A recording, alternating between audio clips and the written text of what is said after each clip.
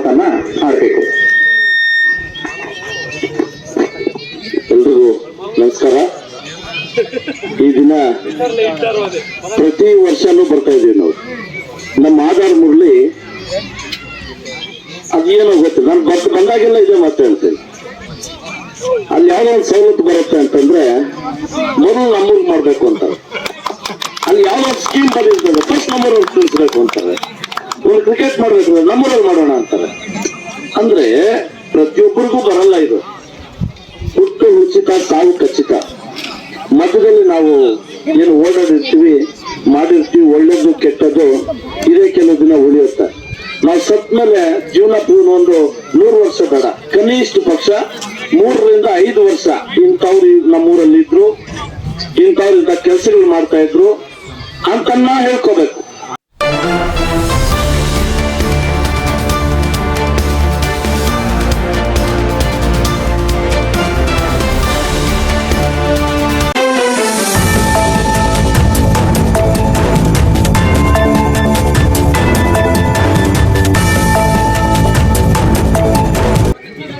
ವೇದಿಕೆಗೆ ಕೇಂದ್ರ ಬಿದ್ದುವಂತಹ ನಮ್ಮ ಪ್ರಕಾಶ್ ಗೌಡಣ್ಣ ಅವರು ಈ ಆಧಾರ್ ಮುರಳಿ ಯುಗದ ಬಳಗವನ್ನು ಕುರಿತು ಒಂದೆರಡು ಮಾತನ್ನ ಆಡ್ಬೇಕು.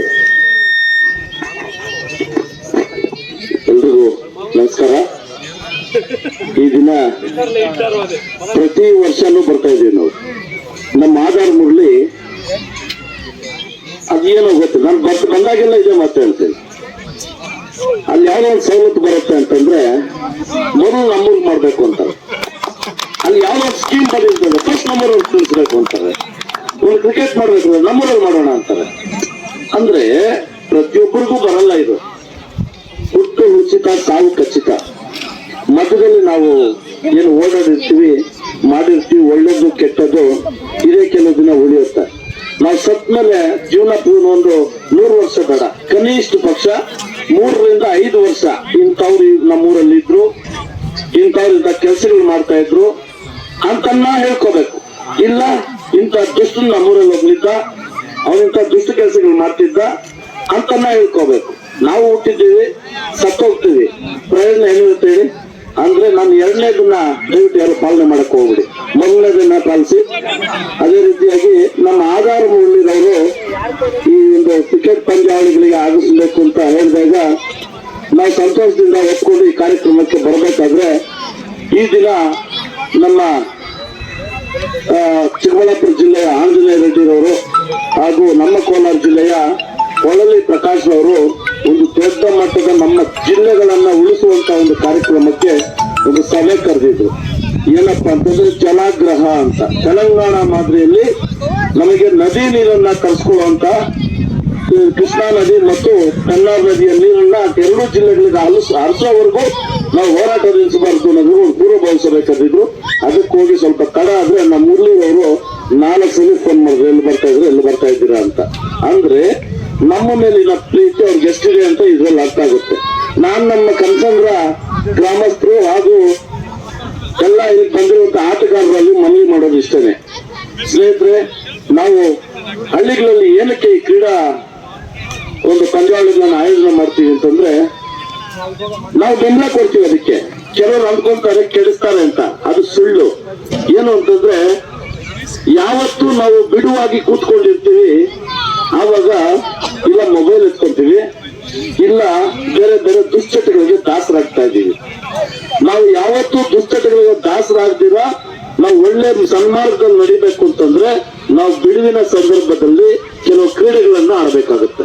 ಆ ಒಂದು ದೃಷ್ಟಿಯಿಂದ ನಾವು ಕೂಡ ನಮ್ಮ ಬಾಲಕೃಷ್ಣರವರು, ನಮ್ಮ ಹರೀಶ್ ಗೌಡರ ನೇತೃತ್ವದಲ್ಲಿ ದೊಡ್ಡ ಮಟ್ಟದಲ್ಲಿ ದಿವಂಗತ ಆಲಂಗೂರ್ ಸೀನಣ್ಣನವರ ಹೆಸರಿನಲ್ಲಿ ಒಂದು ದೊಡ್ಡ ಮಟ್ಟದ ಕ್ರಿಕೆಟ್ ಪಂದ್ಯಗಳನ್ನು ಆಯೋಜಿಸಿದ್ವಿ. ಅದರಲ್ಲಿ ನಾವು ಬೌಲಿಂಗ್ ಮಾತ್ರ ಮಾಡಿದ್ವಿ. ಈ ನಡುವೆ ಕೆಲವು ಹಳ್ಳಿಗಳಲ್ಲಿ ಥ್ರೋ ಬೌಲಿಂಗ್ ಇಡ್ತಾ ಇದ್ದಾರೆ. ದಯವಿಟ್ಟು ಅದು ಬೇಡ. ಕ್ರಿಕೆಟ್ ಅಂದ್ರೆ ಬೌಲಿಂಗು, ಬ್ಯಾಟಿಂಗು, ಫೀಲ್ಡಿಂಗ್ 3 ಮೇಲೆ ಆಧಾರ ಕಟ್ಟಿರುತ್ತೆ. ಆದ್ರೆ ಥ್ರೋ ಬೌಲಿಂಗ್ ಅದಕ್ಕಿಂತ ನಾವು ಚೂಪ್ ಚೆಂದ ಆಡ್ಬೋದಲ್ವಾ? ಇನ್ನು ಮುಂದೆ ಆದ್ರೂ ಇದಕ್ಕೆ ಅವಕಾಶ ಕೊಡದೆ ಬೌಲಿಂಗ್ಗೆ ಅವಕಾಶ ಏನ್ ನಾವೇನ್ ಅಲ್ಲಿ ಅವ್ರು ಏನ್ರಲ್ಲಿ ಕಡಿಮೆ ಇದ್ದೀವಿ, ನಾವು ಯಾವ್ದ್ರಲ್ಲಿ ಕಡಿಮೆ ಬಂದ್ರೆ ಯಾಕೆ ಇನ್ನು ಗ್ರಾಮಾಂತರ ಪಂದ್ಯಾವಳಿಗೆ ಏನಕ್ಕೆ ಬೇಕು? ಅಲ್ಲ ಮಣಿಯವರೇ, ಗ್ರಾಮಾಂತರ ಏನಕ್ಕೆ ಬೇಕಿನ್ನ ನಾವು ಟೌನ್ ಟೀಮ್ ಮುಳಬಾಗ ಟೀಮಲ್ಲಿ ಆಡಕ್ಕಾಗಲ್ಲ ನಮ್ಗೆ ಗೆದ್ದೇ ಗೆಲ್ತೀವಿ ನಾವು ಯಾವ್ದ್ರಲ್ಲೂ ನಾವು ಬಗ್ಗದೇ ಇಲ್ಲ ಆದ್ರಿಂದ ನಾವು ಯಾವ್ದ್ರಲ್ಲೂ ಹಳ್ಳಿಯವರು ಏನು ಕಮ್ಮಿ ಇಲ್ಲ ಅಂತ ತೋರಿಸ್ಕೊಳ್ಳೋದಕ್ಕೆ ಬೌಲಿಂಗ್ ಟೂರ್ನಮೆಂಟ್ ಮಾಡೋಣ ಇನ್ನು ಅದ್ದೂರಿಯಾಗಿ ಮಾಡೋಣ ಮುಂದಿನ ಒಂದು ಮಾರ್ಚ್ ಅಲ್ಲಿ ಅಖಿಲ ಕರ್ನಾಟಕ ಜನಸೇವಾ ಟ್ರಸ್ಟ್ ಮತ್ತು ಕರ್ನಾಟಕ ರಕ್ಷಣಾ ವೇದಿಕೆ ನೇತೃತ್ವದಲ್ಲಿ ಮುಳಬಾಗಿಲಿನ ಹನುಮಾನ್ ಸ್ಟೇಡಿಯಂ ತಾಲೂಕು ಆಫೀಸ್ ಮುಂಭಾಗ ಇರುವಂತಹ ಹನುಮಾನ್ ಸ್ಟೇಡಿಯಂ ನಲ್ಲಿ ದೊಡ್ಡ ಮಟ್ಟದ ಕಬಡ್ಡಿ ಪಂದ್ಯಾವಳಿಗಳನ್ನು ಕೂಡ ಆಯೋಜನೆ ಮಾಡಿ ಪ್ರೋ ಕಬಡ್ಡಿ ಲೀಗ್ ನ ಬೆಂಗಳೂರು ಬುಲ್ಸ್ ತಂಡದ ಆಟಗಾರರನ್ನ ಕರೆಸಿ ಅಲ್ಲಿ ಅತಿಥಿಗಳಾಗಿ ಒಂದು ದೊಡ್ಡ ಮಟ್ಟದಲ್ಲಿ ಕಬಡ್ಡಿ ಪಂದ್ಯಾವಳಿಗಳನ್ನು ಆಯೋಜನೆ ಮಾಡಬೇಕು ಅಂದ್ಕೊಂಡಿದ್ವಿ. ಪ್ರತಿ ವರ್ಷನೂ ಆಲಂಗೂರು ಸೀನಣ್ಣನವರ ಪುಣ್ಯತಿಥಿ ಅಂಗವಾಗಿ ಕಬಡ್ಡಿ ಮತ್ತು ಕ್ರಿಕೆಟ್ ಇರುತ್ತೆ ಅಂತೇಳಿ ಎಲ್ಲ ನನ್ನ ಆಟಗಾರರಿಗೆ ತಿಳಿಯುವ ಅಂತ ನನ್ನ ಹೇಳ್ಬಾರ್ದು ಮುಗಿಸ್ತೀನಿ. ಜೈ ಹಿಂದ್, ಜೈ ಕರ್ನಾಟಕ.